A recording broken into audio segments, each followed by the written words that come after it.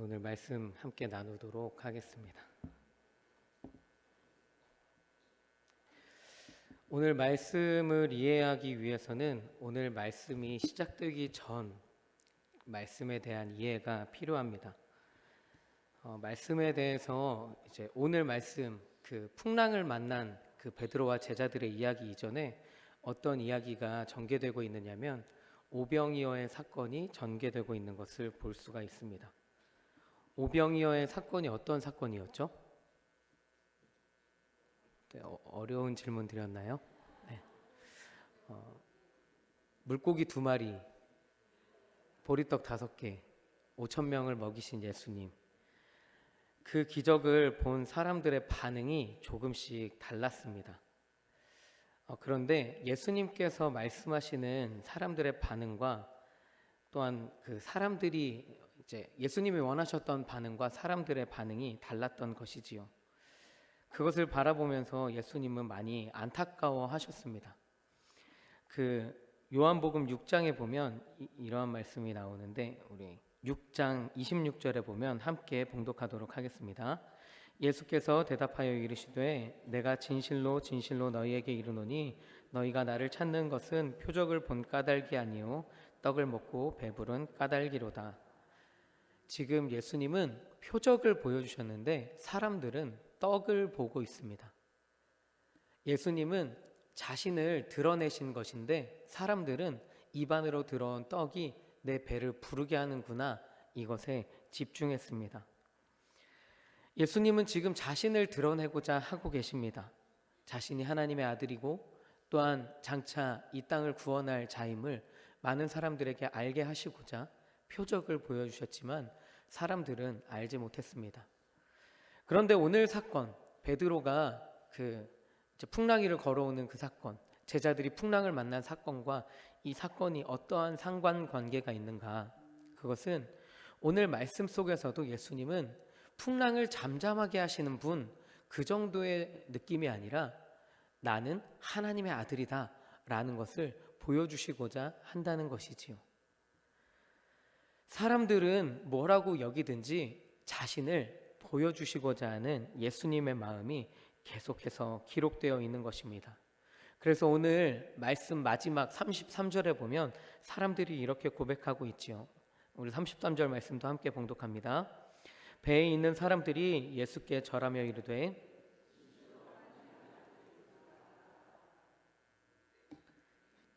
예수님을 바라보면서 진실로 하나님의 아들이다 라고 이렇게 고백하는 것을 볼 수가 있습니다. 이것이 하나님께서 오늘 우리에게도 바라시는 부분인 줄 믿습니다.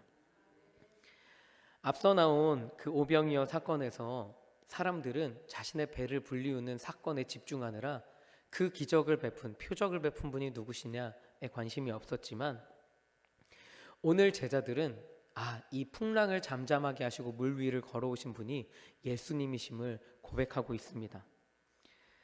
지금 우리는 무엇을 바라보아야 하겠습니까? 주님이 주시는 복을 바라보아야 하겠습니까? 아니면 주님을 바라보아야 하겠습니까? 오늘 본문 말씀을 통하여 여러분들의 시선이 다른 것이 아닌 예수님에게로 향하는 여러분들 되시기를 축복합니다. 오늘 본문으로 돌아가서 말씀을 살펴보자면 베드로가 풍랑 속에서 예수님을 만나는 과정을 그리고 있는 것을 볼 수가 있습니다. 그 3가지 장면 정도, 3가지 행동 정도를 함께 나누고자 합니다. 먼저는 베드로가 했던 것, 그 풍랑 속에서 유령처럼 걸어오는 그 물체를 바라보며 주님이십니까? 이것을 확인하고 있는 것을 볼 수 있습니다. 첫째로 베드로가 한 것, 주님이심을 확인하고자 했습니다. 오늘 말씀 28절에 보면 이렇게 말씀하고 있습니다. 함께 읽을까요? 베드로가 대답하여 이르되 주여 만일 주님이시거든 나를 명하사 물 위로 오라 하소서 하니 라고 이렇게 이야기하고 있습니다. 베드로가 유령 같은 존재에게 뭐라고 이야기했어요? 만일 주님이시거든 나를 명하여 물 위로 걸어오게 하소서 라고 이렇게 이야기하고 있지요. 풍랑 속에서 풍랑에 집중하지 않고 그 유령에 집중하는 베드로의 모습, 더 나아가서 그 유령이 우리에게 내가 예수다라고 이야기하는데 맞는지 확인하고 있는 모습을 볼 수가 있습니다. 아유, 저 유령이고 뭐고 지금 풍랑이 치고 있어가지고 우리는 지금 죽을 것 같으니까 조금 이따가 오세요, 이렇게 돌려보낸 것이 아니라, 그렇게 걸어오는 그 희미한 물체가, 혹은 풍랑을 뚫고 오는 그 유령 같은 존재가 정말 예수님일까? 이런 궁금증이 그의 마음 가운데 있었다는 것입니다.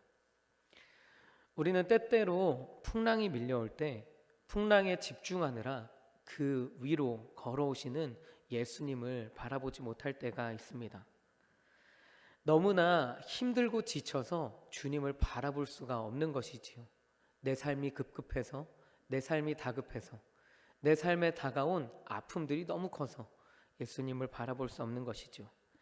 그러나 그렇게 힘들고 어려울 때 우리의 시선이 오직 주님에게 향해야 하는 줄 믿습니다. 기드온이 하나님의 부르심을 받았습니다. 어떻게 받았느냐? 그 타작마당에서 타작을 하고 있었던 것이 아니라 포도즙틀에서 타작을 하고 있을 때, 그 적군으로부터 몸을 숨기기 위해 두려워 떨고 있을 때에 그 하나님이 그를 찾아오셔서 말씀하시지요. 내가 너를 이제 불렀다. 이제 너는 이제 그 나라를 구원할 용사가 될 거다. 라고 이렇게 이야기하지만 그가 다시 되묻습니다. 정말 하나님이십니까?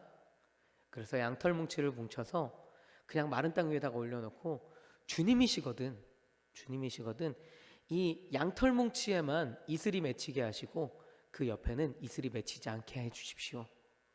그때 하나님이 야, 너 뭘 의심하냐? 됐어, 너 같은 사람 안 쓸 거야. 다른 사람 알아볼게 하셨습니까? 아니요, 기도를 들어주셨지요. 그래? 손뭉치에만 이슬이 맺히면 된다는 거지? 그렇게 해주리라. 그리고 그렇게 되었지요. 그런데 기드온의 마음 가운데 정말 주님이십니까? 그렇다면 이번에는 양털 뭉치 말고 옆에 있는 땅만 적셔주시고 양털 뭉치는 뽀송뽀송하게 해주십시오 했더니 야, 뭐 2번씩이나 시험하니? 이렇게 말씀하지 않으시고 그래? 그럼 그렇게 해주겠다 말씀하시는 그 하나님의 음성을 듣게 되지요. 그래서 그는 나를 부르시는 분이 하나님이시구나 라는 것을 깨닫게 되었습니다. 풍랑이 막 일어올 때 왜 우리가 걸어오시는 분이 주님이심을 왜 확인해야 하겠는가? 그것은 그 풍랑 속에서 우리를 구원해 주실 분이 주님이시기 때문입니다.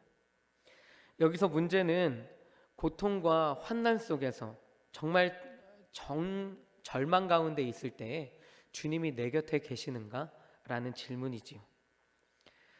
어쩌면 우리가 신앙생활을 하다 보면 그냥 너무 답답해지고 너무 힘들어지고 내 마음이 너무 이렇게 올가매는 것 같은 어려움에 사로잡힐 때가 있지요. 그때 기도조차 나오지 않을 그때에 주님이 그 문제 위를 걸어오고 계심을 믿으시기 바랍니다. 그때 우리가 바라봐야 할 것은 내 문제가 아니라 문제 위로 걸어오고 계시는 주님이십니다. 그러면서 우리가 희미하게 보이는 그 주님을 바라보며 이렇게 되물어야 하겠지요. 주님이십니까? 지금 나에게로 오고 계시는 분이 진정 주님이십니까? 라고 되물어야 할 줄 믿습니다. 여러분, 우리가 이번 사순절을 보내면서 어떤 기도회를 하고 있죠? 세일의 기도회를 하고 있습니다. 2주 동안 저녁 기도회를 했는데 한 주는 저녁 기도회 안 하냐 물어보시는 분 계십니다. 다음 주에는 특별 새벽 기도회라 새벽에만 기도회가 있습니다. 3주를 기도하다 보니 이제 기도의 제목들이 점점 바닥나가는 건 아닌가 우려 섞인 그 목소리들이 들리기도 하지만 기도하시는 분들은 기도할 양이 부족하고 기도 안 하시는 분들은 어떻게 그 시간을 채우나 고민하실 것입니다. 맞습니까? 맞습니까? 네. 이번 주 한 주간 동안 그 세일의 기도회가 계속해서 진행되며 특별 새벽 기도회로 우리 고난주간 특별 새벽 기도회로 진행되게 되는데 참 그 세일의 기도회 저녁에 하는 오시는 분들의 모습을 보면 참 너무 어렵고 힘든 상황이라는 것이 느껴집니다. 부랴부랴 가족들 식사 챙겨주고 와야 되고, 퇴근하고 막 부랴부랴 퇴근해가지고 자기 저녁 먹기도 버거워서 빠듯하게 기도의 자리로 나아오시고, 정말 차편이 마땅치 않아서 정말 주변에 아름아름 알아서 정말 나를 누가 카풀해 갈 수 있을까 막 연락 돌려가지고 그렇게 모이신 분들이 많게는 100여 명 넘게 모여서 이 자리를 채워 기도하고 있습니다. 이제 다음 주 이제 돌아오는 주에는 특별 새벽 기도회인데 그 시간에도 많이 힘드시겠죠. 새벽에 일어나는 것이 쉽지가 않습니다. 눈 떠보면 4시 반, 5시, 아이고 교회 가야 되는데 늦었네, 영상이라도 켜자, 이렇게 하지 마시고 벌떡 일어나셔서 예배당으로 나올 수 있기를 소망합니다. 그럼 그렇게 나와서 무엇을 위해서 기도해야 하겠는가? 여러분들을 부르신 그분이 주님이십니까? 라고 물어보셔야 됩니다. 지금 이 예배당에 계신 분이 주님이십니까? 라고 이렇게 물어보아야 합니다. 그저 내가 하고 싶었던 기도의 제목들을 막 큰 소리로 기도하느라 아무것도 알지 못하고 깨닫지 못하고 그냥 내가 오늘 한풀이 잘했다 하고 집으로 돌아오는 것이 아니라, 우리가 나의 기도를 들으시는 분이 정말 주님이신지를 확인하고 그분에게 기도하며 나아갈 때 그분이 오라 라고 하시는 음성을 들을 수 있는 여러분들 되시기를 소망합니다. 둘째로 베드로의 행동은, 둘째로는 물 위를 걷게 되었습니다. 물 위를 걷게 되었습니다. 오늘 말씀 29절 말씀도 우리 함께 봉독하도록 하겠습니다. 29절 말씀입니다. 오라 하시니,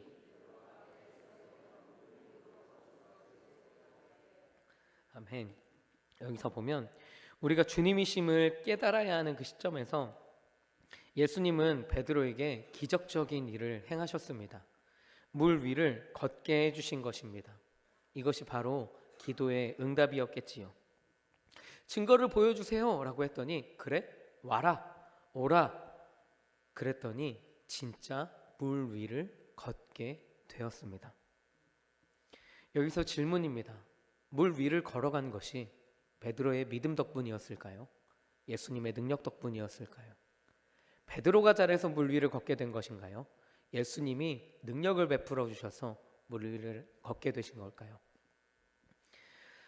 우리가 너무 쉬운 질문 같지만 이 질문에서 큰 깨달음이 있기를 소망합니다. 인생을 살아가다 보면 우리도 이와 같은 일을 겪게 될 때가 있습니다. 무언가를 위해서 간절히 기도할 때가 있지요. 그런데 그렇게 간절히 기도하던 그 모든 일들이 정작 이루어지는 그때에 그것이 하나님의 능력인지 나의 능력인지를 헷갈려 할 때가 있다는 것입니다. 여러분들 자녀의 직업을 위하여서, 취업을 위하여서 기도하시는 분들 많으시지요. 결혼을 위하여서 기도하시는 분들 많으시지요. 여러 기도의 제목들이 있지만 일예를 함께 나누고자 합니다. 자녀의 취업을 위하여서 기도했는데 오랫동안 취업하지 못했습니다. 기도하는 마음은 점점 깊어져 갑니다. 마음에 속상함과 분함이 쌓여가기 시작합니다. 답답함에 아이에게 윽박지르고도 기도하지만 결국 면접을 계속 떨어지는 그 아이를 바라보며 막 마음 아파하는 것이죠. 그래서 그 아이를 보면서 계속 기도합니다. 주님, 저 아이가 취업할 수 있게 해주십시오. 기도합니다. 그럴 때 그 기다림 끝에 취업이 딱 되었을 때 우리는 그에게 어떤 축하의 메시지를 건네고 있을까 생각해 보고자 합니다. 그래, 열심히 노력한 자에게 좋은 결과가 주어지는 것이지. 대견하다 우리 아들, 이렇게 축하의 메시지를 보내시겠습니까? 이 메시지를 들은 아들은 무엇이라 생각할까요? 그래, 내가 노력하니까 취업할 수 있구나. 몇 년이 걸리든 몇십 년이 걸리든 노력해보자. 그래, 내가 노력하면 할 수 있어 라고 이렇게 고백하지 않겠습니까? 우리의 기도에 응답해 주시는 하나님이 계시는데 우리의 시선은 온통 우리의 노력에 집중되곤 한다는 것이지요. 그렇다면 우리가 그러한 노력의 결과가 나의 것이 아니라 주님께서 나에게 베풀어 주신 것이었다면 우리는 어떤 축하의 메시지를 건넬 수 있을까요? 그래, 너의 노력을 들어쓰시는 하나님을 나는 찬양한다. 그래, 너의 모든 신앙을 통틀어서 정말 열심히 기도해서 그래 네가 하나님 앞에 온전하기를 간구할 때 하나님이 너의 길을 열어주셨구나. 그래 그렇다면 나는 너의 길을 끝까지 응원한다. 그 자리도 하나님이 부르신 자리니 힘차게 달려가 보자 라고 이렇게 메시지를 전했다면 그 아들은 그 딸은 무엇을 느꼈겠습니까? 아, 하나님의 역사구나 라는 것을 느끼지 않았겠습니까? 다시 한번 베드로의 상황으로 돌아가 질문을 드리고 싶습니다.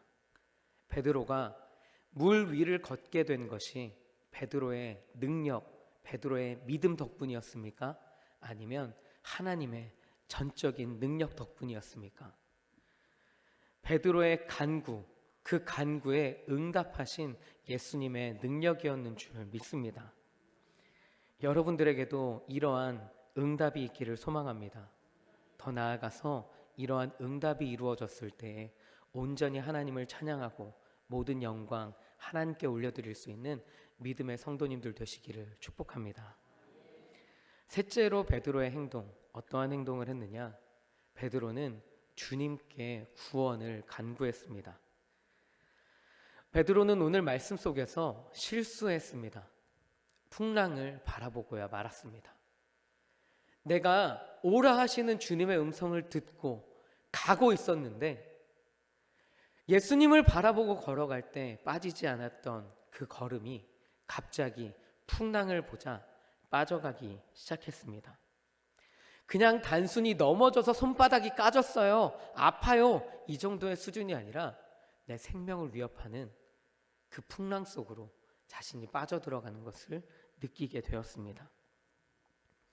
우리도 신앙생활을 하다 보면 기도의 응답도 받고 탄탄대로를 달려가는 듯한 느낌을 받을 때가 있습니다.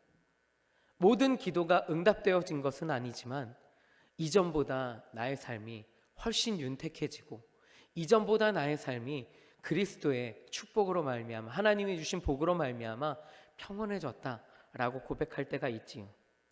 그런데 그렇게 평생을 살다가 천국으로 올라가면 좋겠지만 우리는 이내 무엇을 만나냐면 다시금 풍랑을 만나게 됩니다. 꼭 베드로가 물에 빠지는 일과 같은 그 사건에 휩싸이게 된다는 것이지요.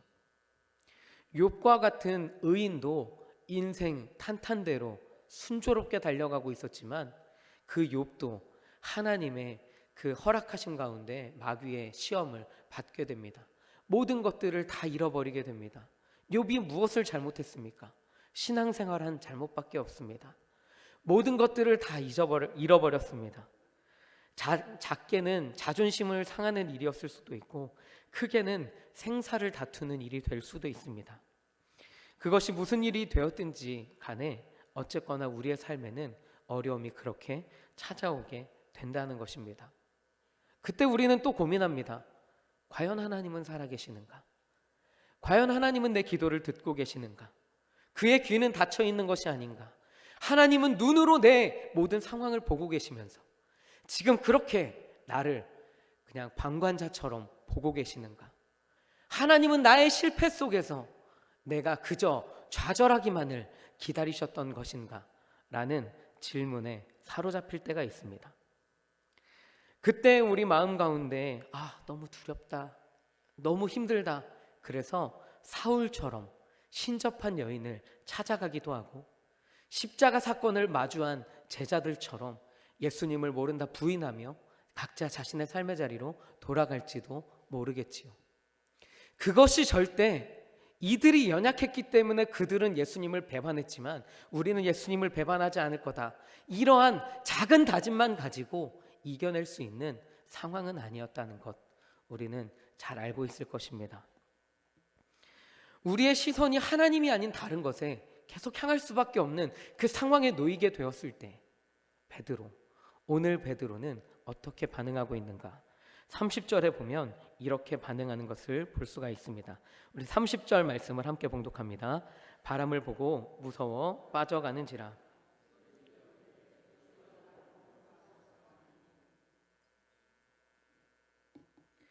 지금 여기서 중요한 건 빠져가는지라 우리의 우리 항상 요것에 집중했지요. 그런데 빠져갈 때 반응이 중요합니다. 주여 나를 구원하소서, 주여 나를 구원하소서 라고 고백하는 베드로의 모습을 볼 수 있습니다. 이 고백이 저와 여러분들의 고백이 되기를 소망합니다. 당장 절망의 늪에 빠졌을 때, 낙심의 늪에 빠졌을 때, 고난의 늪에 빠졌을 때 우리의 시선이 어디로 향해야 하겠습니까? 주님에게로 향해야 할 줄 믿습니다.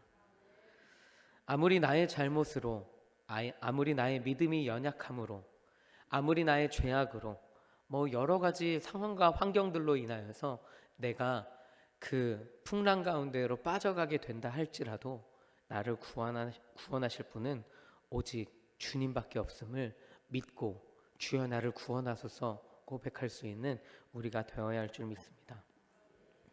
앞서 말씀드린 사울과 제자들의 이야기, 그들도 어떤 순간을 마주하게 되었을 때 하나님을 떠나고 다시 이제 그 모든 것이 끝난 것 같았으나 그들의 두 사울과 제자들의 결말이 달랐다는 것을 우리는 잘 알고 있습니다. 물론 가룟 유다의 경우는 빼고 사울과 제자들의 결말이 어떻게 달랐는가? 신접한 여인을 찾았던 사울은 끝내 하나님에게로 돌아오지 못하고 스스로 하나님을 버린 꼴이 되어 왕의 자리에서 내려오게 되는 모습을 볼 수가 있습니다.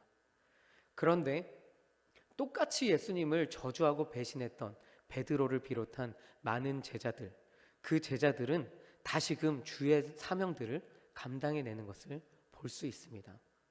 무슨 차이가 있겠습니까? 시선을 돌이키지 못하는 자와 시선을 돌이킨 자들의 차이인 줄 믿으시기 바랍니다.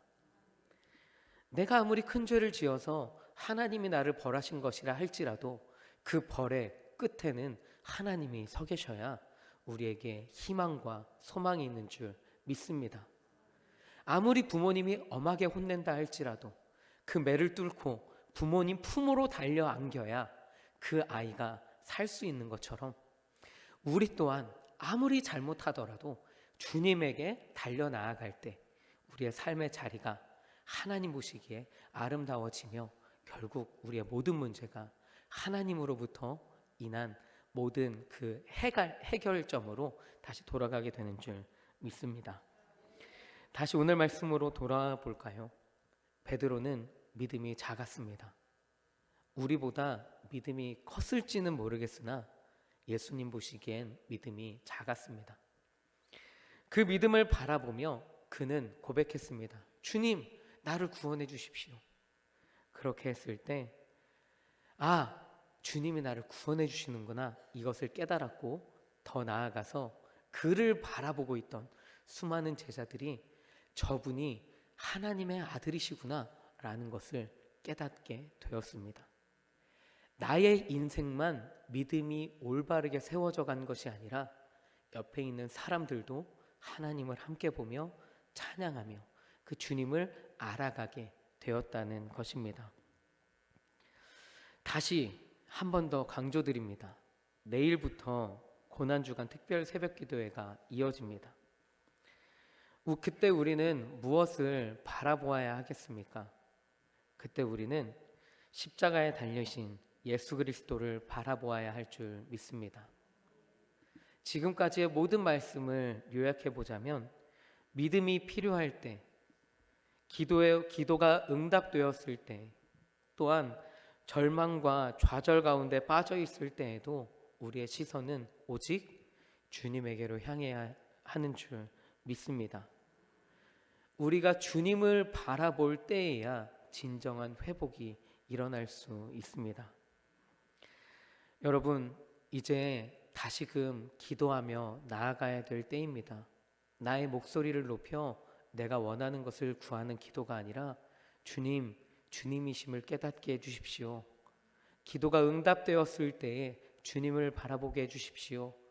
절망과 좌절의 때에 오직 답이 주님에게만 있음을 고백하며 주님에게로 나아가오니 주여 나를 구원하소서, 이렇게 주님께 우리의 시선을 들이며 나아갈 때 영육이 회복되어져서 우리의 삶의 자리가 주님 보시기에 아름답게 세워져 가기를 축복합니다.